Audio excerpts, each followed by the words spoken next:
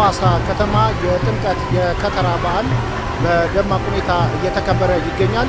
እንደምትመለከቱት የመስቀለ ክርስቶስና የአቡነ ገሪማ ታቦታት የሐዋሳን ሐይቅ እየተሻገሩ ይገኛሉ።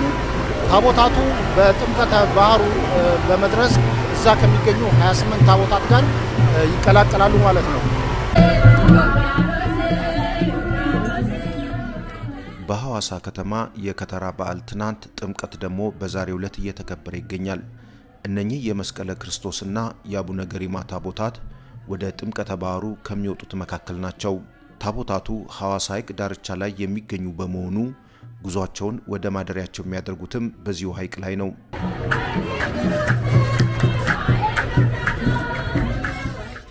አሁን የእምነቱ ተከታዮች በሐይቁ ላይ ከ10 ኪሎ ሜትር በላይ የሚሆነውን ጉዞ በማድረግ ላይ ናቸው።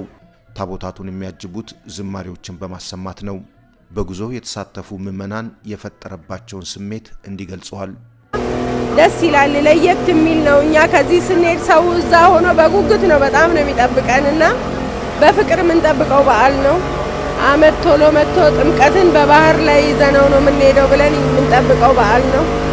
ወጣቱ፣ አዛውንቱ፣ ልጆች በሙሉ በትኩረት ሰጥተው ይህንን ዕለት እንዲህ በአማረ መልኩ ለማክበር እዚህ ቦታ ላይ ተገኝተዋልና ያምራል፣ እጅግ ደስ ይላል።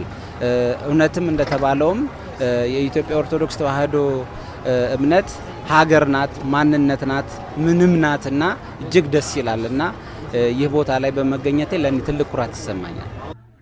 ሁለቱ ታቦታት ወደ ማደሪያቸው ሲቃረቡ በዝማሬ አቀባበል ተደርጎላቸዋል። በየብስ የተጓዙ ታቦታትም በሐይቁ ላይ ከተጓዙት ጋር እዚህ አንድ ላይ ተገናኝተዋል።